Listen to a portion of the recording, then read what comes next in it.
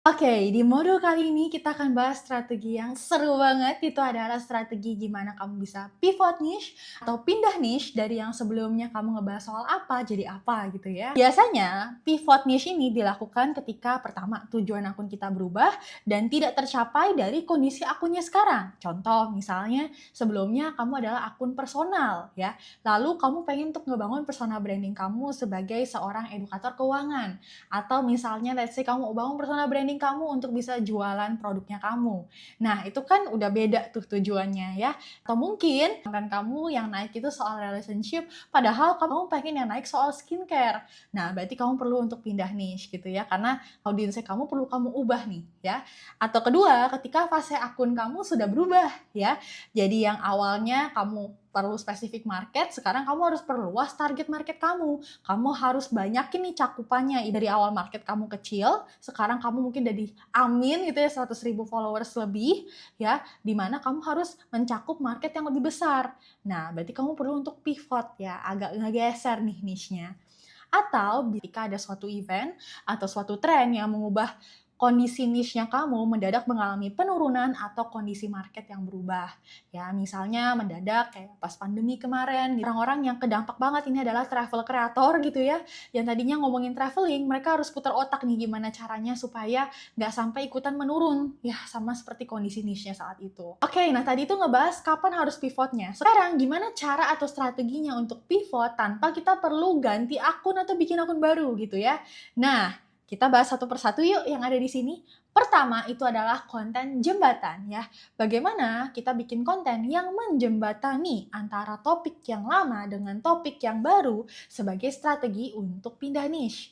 Ya, kita langsung lihat contohnya di sini Cut Fatimah, ya ini pernah ngisi juga di kelas kita. Nah, awalnya yang naik konten dia adalah seputar personal life atau seputar kehidupan pribadi dia, relationship dia sama pasangan gitu ya. Nah itu naik tuh kontennya, padahal dia itu pengen nge-branding diri dia sebagai seorang fashion afiliator atau sebagai seorang fashion influencer gitu. Nah jadi ini kan nggak sama nih, nggak matching ya tujuan akunnya. Audience dia ngepoin konten dia yang masih kebaca nih sama si algoritma juga adalah orang-orang yang tertarik sama personal life dan relationship dia, bukan sama fashion. Jadi mau dia setengah mati posting OOTD, fashion, itu nggak pernah ada yang naik seputar dia bahas soal fashion. Kenapa? Karena dia belum bikin konten jembatan ini. Nah, sampai akhirnya dia bikinlah konten jembatan, itu adalah dia sama pasangannya, ya OOTD di MRT.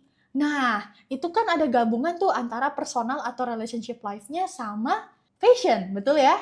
Audience dia yang udah ada, yang tertarik sama personal atau relationship life-nya masih dijangkau, tapi di satu sisi dia juga mulai menjangkau orang-orang yang tertarik sama fashion, karena itu ngebahas soal OOTD. Nah, dari situlah ini tembus sejutaan views, baru dari situ konten dia seputar OOTD, fashion, dan sebagainya mulai naik. Oke?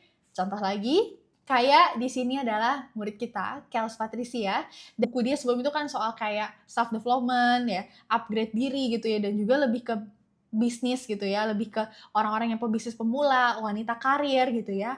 Nah, dia pengen untuk ubah nih ya, jadi arahin ke course finance dia untuk UMKM atau untuk pebisnis UMKM gitu ya. Bagaimana supaya orang melek finansial gitu ya, bisa mengelola keuangan bisnis UMKM-nya. Nah, gimana tuh dia kasih jembatan, ya jadi dia bikin konten kalau waktu bisa diputar ulang, satu hal yang dia akan ubah sebagai seorang pebisnis sekarang ini adalah dia akan ngerti keuangan dulu. Karena ya ada pengalaman dia yang rugi hanya karena ya tidak mengerti mengelola keuangan. Nah, jadi kan dia jembatanin tuh antara audiens dia yang sudah ada itu adalah minatnya seputar bisnis, upgrade diri gitu ya, sama dia bridgingin ke mulai minat seputar keuangan ya. Nah, ini juga bisa kamu pakai metodenya kalau misalnya kamu lagi endorse atau lagi ngomongin sesuatu yang mungkin agak di luar yang biasanya kamu omongin. Nah, gimana tuh kamu cari jalan tengahnya ya gitu ya antara kedua itu.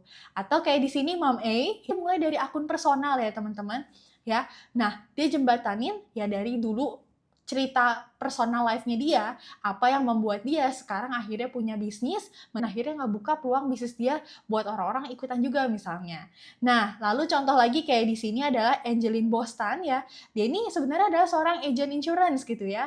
Nah, tapi konten dia ini dia jembatanin dulu karena dia mulai dari akun personal ya. Jadi dia jembatanin antara cerita dia yang dulu dia itu memang banyak Orang online shop seller gitu ya. Yang awalnya dia pikir itu adalah karir terbaiknya dia, tapi ternyata itu malah bikin dia capek, sering motivasi, burnout gitu ya. Capek sampai akhirnya dia nemuin satu peluang bisnis ini akan bikin dia bisa lebih nikmatin hidup, lebih punya waktu sama orang-orang yang dia sayang, lebih punya time freedom gitu ya, financial freedom juga aman gitu ya. Nah, jadi di situ dia menjembatanin antara konten personal life-nya dia, live update-nya dia lah, dia lagi ngerjain hal ini gitu ya. Sama yang seterusnya itu adalah orang-orang udah jadinya mulai kepo, apa tuh bisnis yang dijalanin? Nah, disitulah baru dia bridging ke insurance-nya dia. Atau yang kedua itu juga bisa riding wave ya, atau kamu lihat lagi ada tren konten apa yang naik ya di industri itu dan kamu ngebahas soal itu supaya kenapa? Karena hal itu lagi naik, jadi ibaratnya orang masyarakat awam juga lagi ngikutin gitu ya, sehingga ini bisa jadi kesempatannya kamu untuk bisa pindah niche gitu ya. Contoh kayak di sini adalah Junar gitu ya, satu murid kita, dari yang dulunya dia ngebahas soal konten and social media juga kayak aku ya, sampai dia ngubah niche-nya karena waktu itu lagi pandemi, orang lagi susah banget buat cari kerja, kebetulan dia juga HR gitu ya. Nah, dia bahaslah konten seputar bagaimana supaya bisa lepas dari pertanyaan jebakan HRD gitu ya. Nah, itu tiba-tiba jutaan views dan malah lebih tinggi dibanding sebelum-sebelumnya dia bertahun-tahun bahas konten dan sosial media.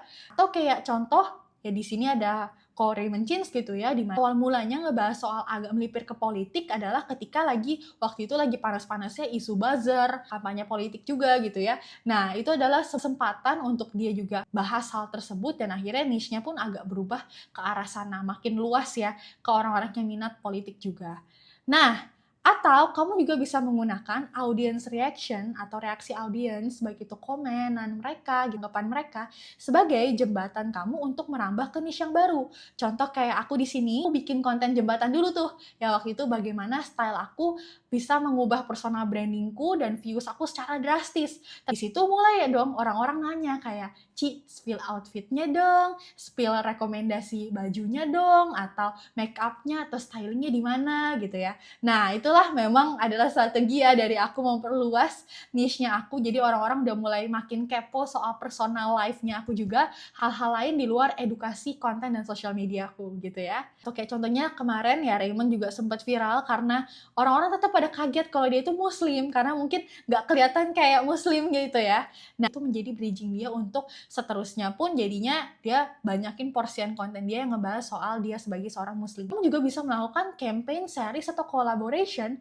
dengan orang yang memang sudah top of mind atau lebih terkenal ya di industri yang baru ini. Contohnya kalau di sini Raymond ya dia collab sama Ustadz Felix Shaw gitu ya. Dia bikin satu serian namanya Escape ya, dimana ya memang itu jadinya audiensnya pun pastinya sudah berubah sekarang merambah lebih luas gitu ya ke orang-orang yang memang minat seputar pembahasan agama juga. Atau kita juga bisa belajar pola winning content di niche yang baru.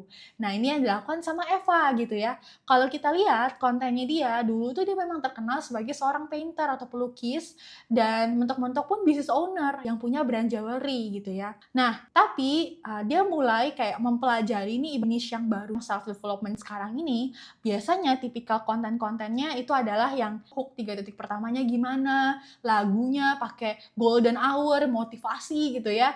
Nah, jadi dia juga mempelajari karakter winning content dia, kira-kira apa nih yang naik kalau di pembahasan self development supaya dia juga bisa mengubah niche-nya dan beradaptasi nemuin winning kontennya lebih cepat. Dan juga sambil ngelakuin itu juga pastinya kita bisa mengatur porsian konten supaya ibaratnya nggak terlalu kaget ya atau lompat gitu audiensnya sebelum kita nemu winning konten kita. Nah, kalau kayak Eva tadi begitu dia nemu winning konten dia langsung banyakin kan ya soal pengembangan diri, itu nggak apa-apa, itu aman banget. Tapi kalau kita belum nemu winning kontennya kita, maka ada baiknya kita atur dulu porsian konten kita supaya nggak sampai mendadak viewsnya kamu anjlok karena ngebahas hal lain yang di luar biasanya. Jadi diatur porsian kontennya biar kamu tetap bisa mempertahankan audiens sama kamu sambil kamu mulai pelan-pelan memperkenalkan mereka ke niche yang barunya kamu ini. Contohnya kayak di sini Mom A, dulu tuh konten dia itu mulai ya skit-skit komedi gitu teman-teman. Nah, sekarang ini kan dia berubah gitu ya, bener-bener ke personal and mompreneur konten banget gitu ya, bahkan udah banyak kan porsinya edukasi. Nah, caranya dia untuk tetap supaya audiens dia nggak kaget banget nih waktu dia shifting waktu itu konsum sama kita gitu ya, adalah dia tetap nih mempertahankan ciri khas guyonnya dia, lucunya dia, belak-belakan dia di dalam konten-konten mompreneur dia maupun personalnya dia gitu ya. Jadi tetap ada ciri khas guyonnya itu di konten-konten edukasi dia, atau mungkin tetap ada ciri khas belak-belakannya itu, intonasi bahasanya gitu ya. Jadi audiens lamanya pun nggak leave gitu ya, karena masih ada ciri khasnya dia yang emang orang suka. Oke? Sekarang dapat ya gambarannya gimana strategi pivot atau pindah niche ya. Jadi selamat praktek dan sampai jumpa di video berikutnya.